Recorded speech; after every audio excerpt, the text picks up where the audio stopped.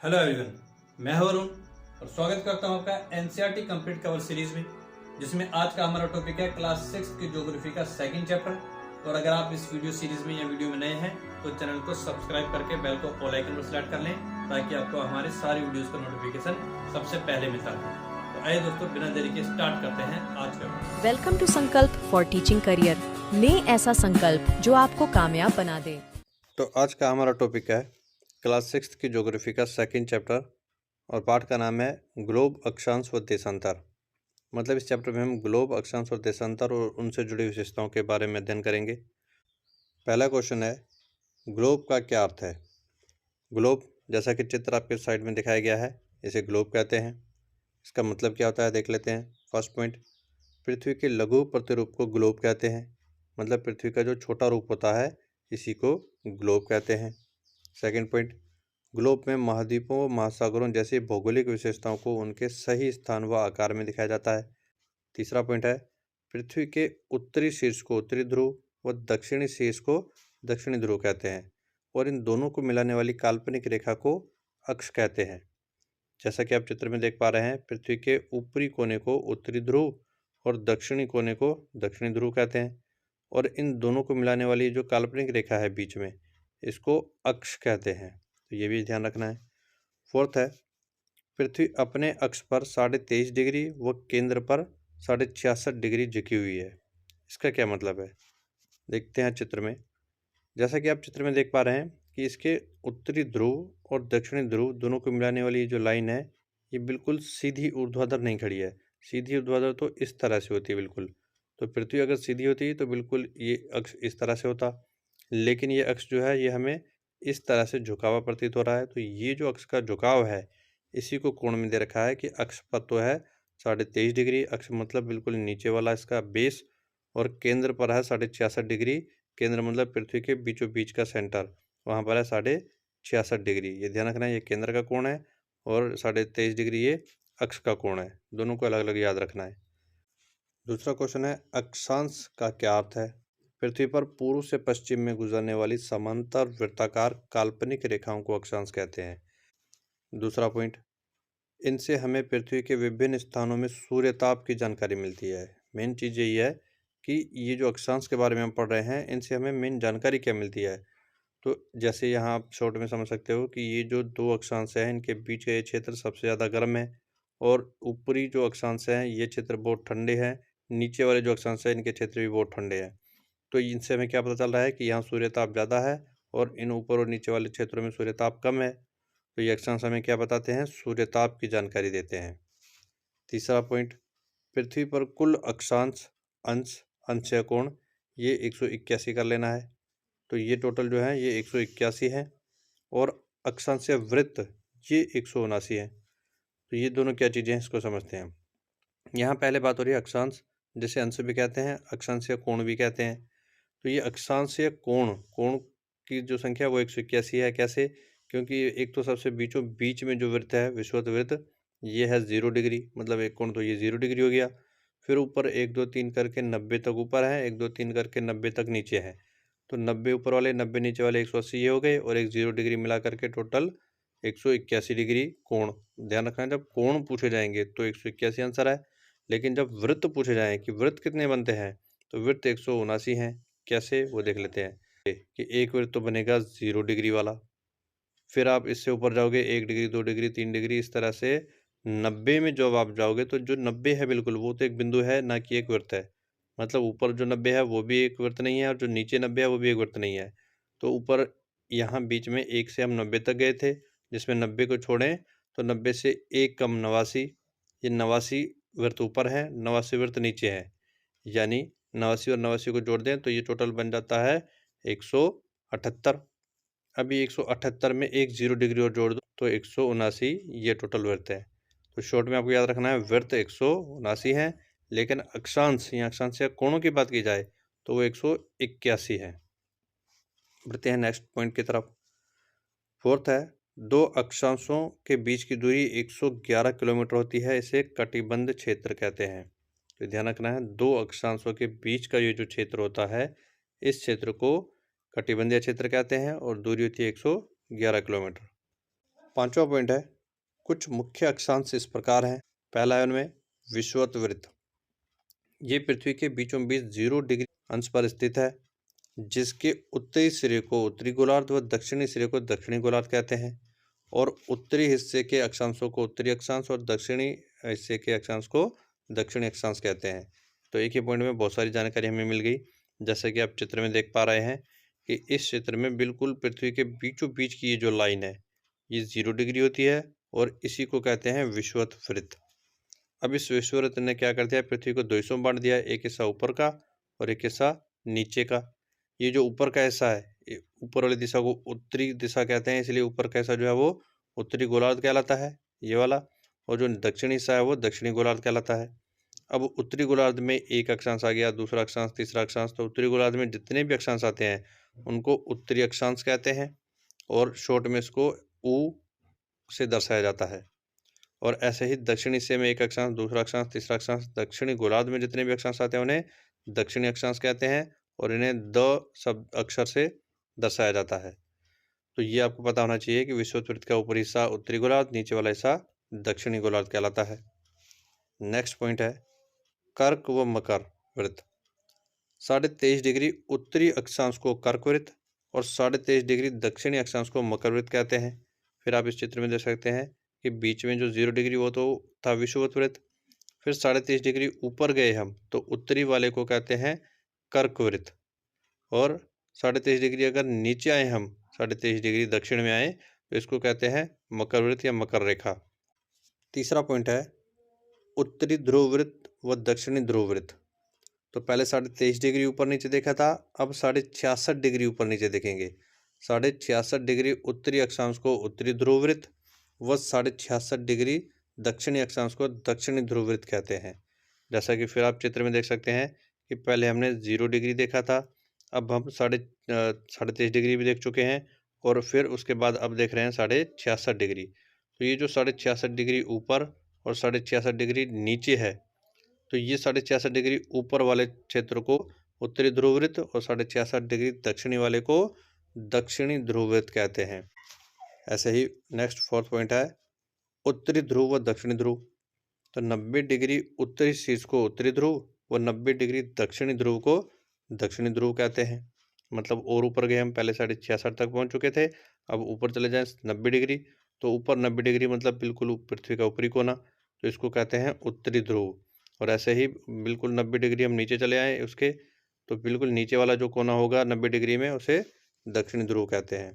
तो ये पृथ्वी के कुछ महत्वपूर्ण अक्षांश हुए। शॉर्ट में इसको अगर हम रिवीजन करना चाहें तो इस तरह से कर सकते हैं चित्र में देख करके कि बिल्कुल बीचों बीच में 0 डिग्री विषुवत वृत्त, 23.5 ऊपर कर्क, 23.5 डिग्री नीचे मकर, 66.5 डिग्री ऊपर उत्तरी ध्रुव वृत्त, 66.5 डिग्री नीचे दक्षिणी ध्रुव वृत्त, 90 डिग्री ऊपरी कोना उत्तरी ध्रुव, 90 डिग्री दक्षिणी कोना दक्षिणी ध्रुव। इस तरह से शॉर्ट में आप सारी चीज़ें याद रख सकते हैं। अब इनसे जुड़ी हुई कई विशेषताएं हैं जो हम नेक्स्ट क्वेश्चन में पढ़ेंगे।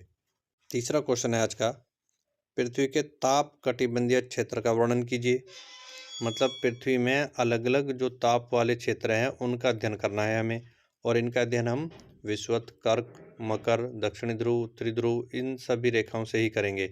इसलिए इनको समझना जरूरी था, जो हम दूसरे क्वेश्चन में समझ चुके हैं। शुरुआत करते हैं पहले पॉइंट से। पृथ्वी की सतह पर पड़ने वाले सूर्य ताप के आधार पर इसे निम्न ताप कटिबंधीय क्षेत्रों में वर्गीकृत किया गया है। मतलब पृथ्वी के अलग अलग हिस्सों में अलग अलग ताप पड़ता है सूर्य का, कहीं कम पड़ता है कहीं ज़्यादा, तो उसी ताप के आधार पर इसको निम्न हिस्सों में बांटा गया है। पहला ऐसा है उष्ण कटिबंधीय क्षेत्र। एक तो आपको ध्यान रखना है कि ये जो शब्द है ना उष्ण, इसका मतलब होता है गर्म, और एक शब्द होता है इसमें शीत। शीत का मतलब होता है ठंडा, और फिर बीच में आ जाता है शीतोष्ण। तो ये क्या है, शीतोष्ण मतलब शीत और उष्ण से बना है, तो इसका मतलब ये है इसमें शीत का भी प्रभाव होगा और उष्ण का भी, मतलब इन दोनों के बीच की स्थिति। तो अगर हमें शाब्दिक अर्थ पता है तो हम जल्दी समझ जाते हैं। उष्ण मतलब गर्म क्षेत्र के बारे में पढ़ेंगे, शीतोष्ण मतलब गर्म और ठंडा दोनों का मध्यम वाली स्थिति के बारे में पढ़ेंगे, और शीत का मतलब ठंडा क्षेत्र, इसके बारे में पढ़ेंगे।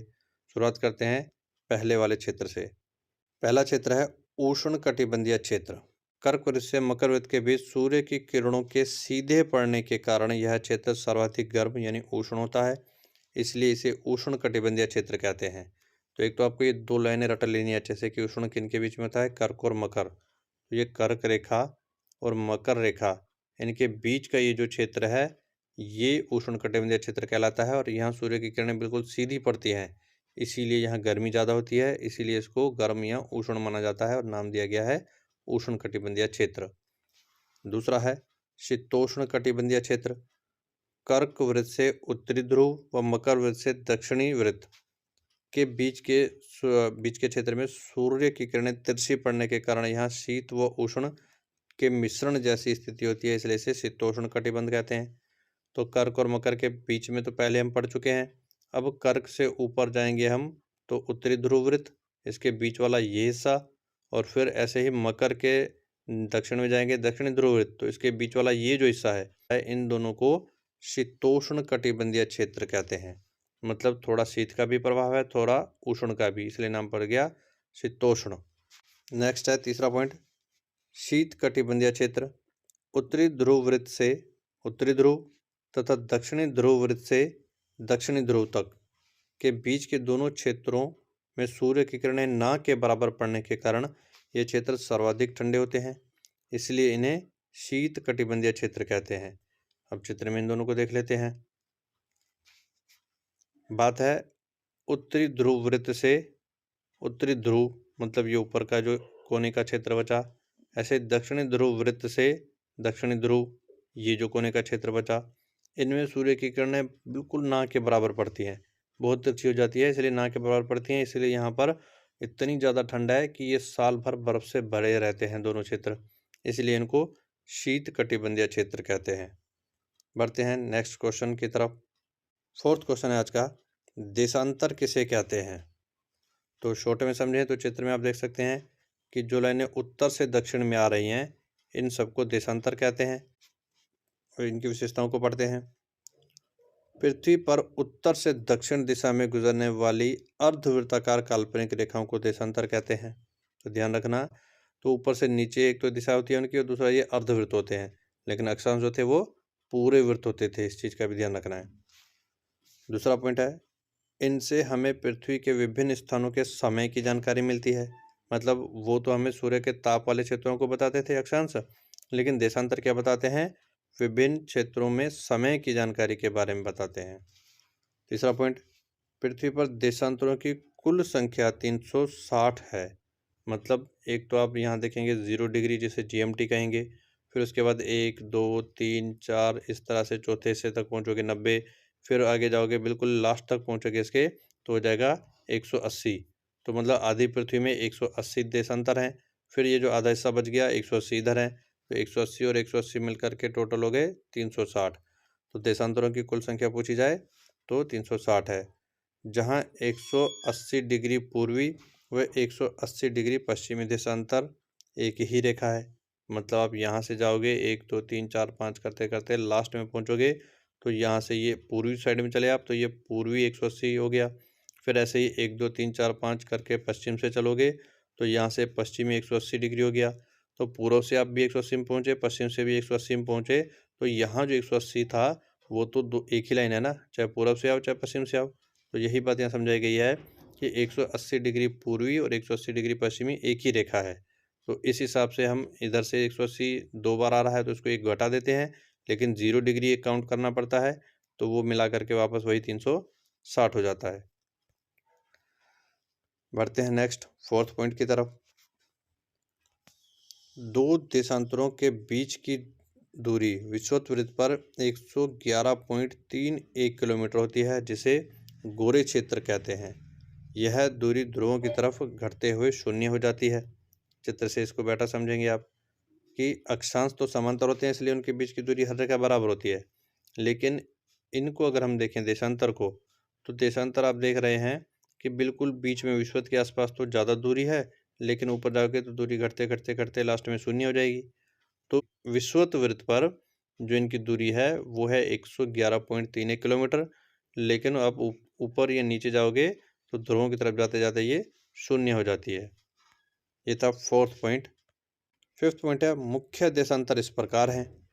अब मुख्य देशांतर कौन कौन से हैं इनको भी देख लेते हैं।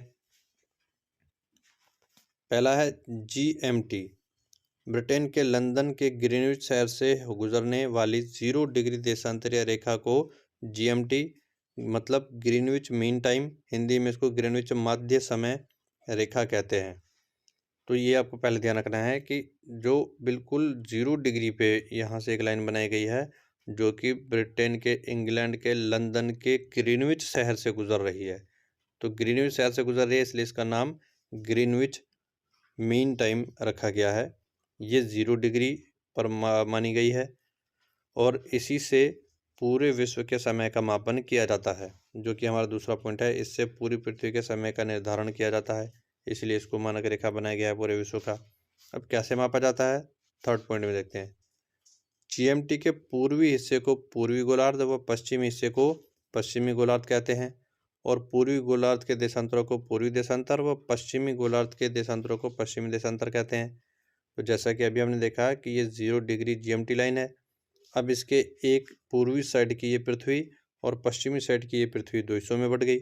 तो पूर्वी साइड की जो पृथ्वी है आधी पृथ्वी, इसको पूर्वी गोलार्ध और पश्चिमी साइड की आधी पृथ्वी को पश्चिमी गोलार्ध कहते हैं। ऐसे ही पूर्वी गोलार्ध में जो देशांतर है इनको पूर्वी देशांतर कहते हैं और पश्चिमी गोलार्ध में जो देशांतर है इनको पश्चिमी देशांतर कहते हैं।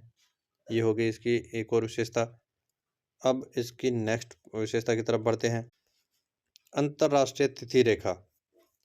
जीएमटी के ठीक 180 डिग्री पूर्वी या पश्चिमी देशांतर रेखा को अंतर्राष्ट्रीय तिथि रेखा मतलब इंटरनेशनल डेट लाइन कहते हैं। दूसरा पॉइंट है, इससे पूरी पृथ्वी की तिथि का निर्धारण किया जाता है। कैसे होता है, सी पॉइंट में पता चलता है। इस अंतर्राष्ट्रीय तिथि रेखा के पूर्व में पिछली तारीख और पश्चिम में अगली तारीख होती है। अब कैसे होता है, चित्र से इसको समझते हैं। तो अभी हमने देखा था 0 डिग्री जो कि थी जीएमटी। तो जब आप बिल्कुल इसके ठीक पीछे जाओगे तो इसके पीछे से जो वृत्त में लाइन आ रही है बिल्कुल इसके अपोजिट 180 डिग्री में, उस 180 डिग्री लाइन को अंतर्राष्ट्रीय तिथि रेखा कहते हैं। ये पृथ्वी हमेशा इस तरह से घूमती रहती है। तो ये पश्चिम से पूर्व की तरफ जो घूमती है और मान लेते हैं इसके सामने ही साइड में सूरज है और सूरज की किरणें इस पर पड़ती रहती है। तो पृथ्वी का वो हिस्सा जो सूरज के सामने आ रहा है वहाँ पर दिन स्टार्ट होता है, मतलब तारीख स्टार्ट होती है। तो ये जो अंतर्राष्ट्रीय तिथि रेखा है जब ये सूर्य के सामने आती है तो इसकी जो पीछे का हिस्सा जो पहली बार सूर्य के सामने आ रहा है वो नई तारीख में आएगा और पहले जो हिस्सा इसका जा चुका है सूरज से वो पुरानी तारीख में आएगा। कुल मिला के शॉर्ट में आप ऐसे समझ सकते हैं कि अंतर्राष्ट्रीय तिथि रेखा से ही पृथ्वी की तिथि का निर्धारण होता है। नेक्स्ट क्वेश्चन की तरफ बढ़ने से पहले आपको एक बार ग्रिड क्या होता है ये समझ लेना है, जो कि इन चित्रों में दिखाया गया है। तो पहले हमने अक्षांश देखा, दाएं से बाएं यानी पूर्व से पश्चिम जाने वाली लाइनें। फिर देशांतरों को देखा, ऊपर से नीचे यानी उत्तर से दक्षिण जाने वाली लाइनें। और फिर जब एक ही ग्लोब में अक्षांश और देशांतर दोनों का जाल बना हुआ होता है तो इस तरह के चित्र को ग्रिड कहते हैं। तो ग्रिड क्या होता है ये भी आपको ध्यान रखना है। बढ़ते हैं नेक्स्ट पांचवें क्वेश्चन की तरफ। पांचवा क्वेश्चन है, देशांतरों में समय का मापन कैसे होता है। मतलब जो अभी हमने देखा था जीएमटी, उससे टाइम कैसे मापा जाता है। फर्स्ट पॉइंट है, जीएमटी को पूरी पृथ्वी के समय के मापन का प्रमुख पैमाना माना गया है। पहले इसके सारे पॉइंट पढ़ लेते हैं, फिर चित्र में इसको अच्छे से अध्ययन करेंगे। कि पहली बात तो ये थी कि जीएमटी को ही पूरे विश्व के टाइम का प्रमुख पैमाना माना गया है। दूसरा पॉइंट है, जीएमटी के पूर्व के स्थान का समय जीएमटी से आगे व पश्चिम के स्थान का समय जीएमटी से पीछे माना जाता है। नेक्स्ट है, पृथ्वी अपने अक्ष पर 24 घंटे में 360 डिग्री घूम जाती है। इसके अनुसार 1 घंटे में 15 डिग्री और 4 मिनट में 1 डिग्री घूमती है। अर्थात एक देशांतर में 4 मिनट व 15 देशांतर में 1 घंटे का अंतर होता है। फोर्थ है, इसी प्रकार जीएमटी में जब दोपहर के 12 बजते हैं तब जीएमटी से 15 डिग्री पूर्व 1 घंटा आगे अर्थात 1 बजा होगा और जीएमटी से 15 डिग्री पश्चिम में 1 घंटा पीछे अर्थात 11 बजे होंगे। अब ये सब कैसे होता है इसको हम चित्र से समझेंगे तो बेटर समझ में आएगा।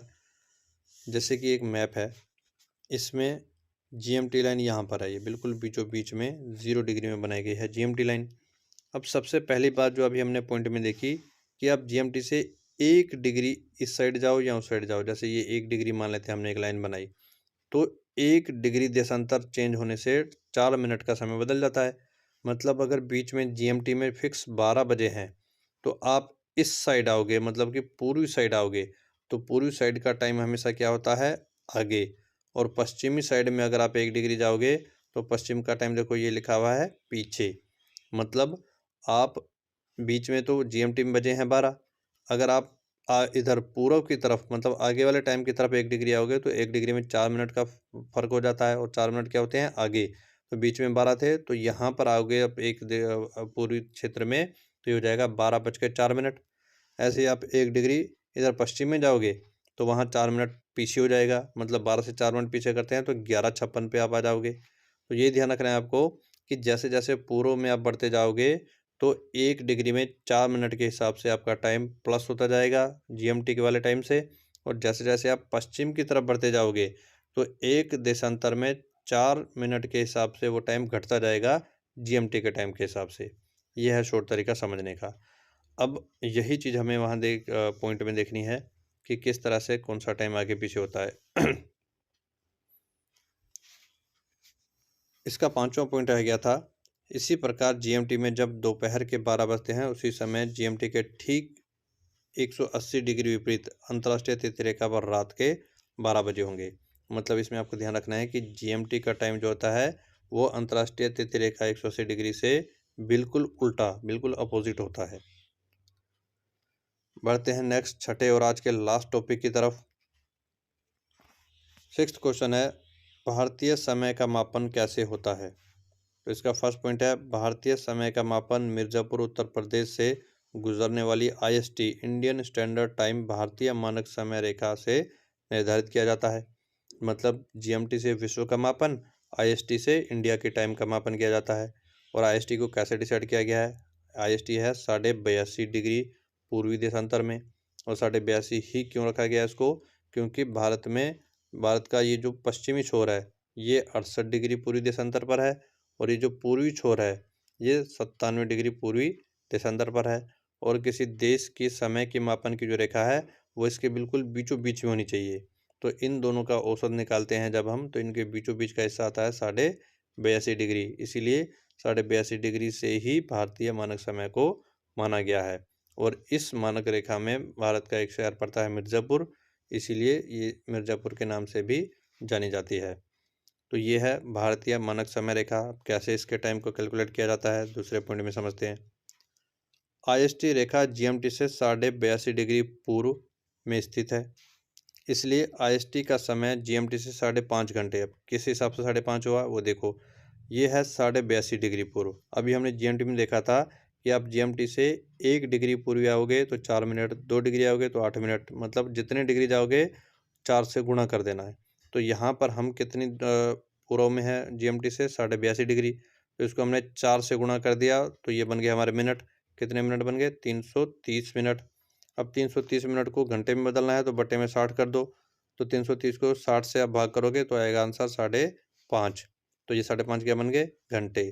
तो इस हिसाब से भारत का जो समय है आईएसटी जो है वो जीएमटी से 82.5 डिग्री पूर्व में है, तो पूर्व का मतलब है 5.5 घंटे आगे है। अगर ये पश्चिम होता तो 5.5 घंटे पीछे होता। पूर्व का टाइम आगे होता है, पश्चिम का टाइम पीछे होता है। तो इस हिसाब से भारत का समय जीएमटी से 5.5 घंटे आगे होता है। तीसरा पॉइंट इसका रह गया। तीसरा पॉइंट है, इसलिए जब जीएमटी पर दोपहर का 1 बजा हो तो उस समय आईएसटी पर उससे 5.5 घंटे आगे अर्थात शाम के 6:30 कर देना है इसको, 6:30 बजे होंगे, क्योंकि 1 बजा था जीएमटी पर तो 5.5 घंटे प्लस कर देते हैं तो वो टाइम होता है आईएसटी का। तो यहाँ पर आज का वीडियो कंप्लीट होता है। उम्मीद करता हूँ आज का वीडियो आपको अच्छे से समझ में आया होगा। अगर वीडियो आपके लिए यूज़फुल हो तो वीडियो को लाइक, शेयर और सब्सक्राइब करें, और बेल को ऑल आइकन पर सेलेक्ट कर दें ताकि आपको हमारे आने वाले सारे नोटिफिकेशंस सबसे पहले मिलते रहें। धन्यवाद।